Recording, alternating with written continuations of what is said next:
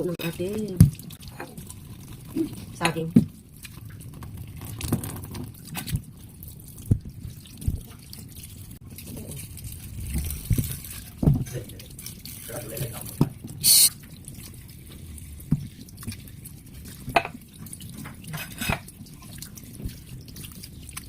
So, for this video, ayan.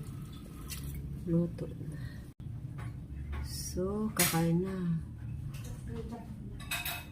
Luto na yung ano natin. Salmon. At saka yung saging.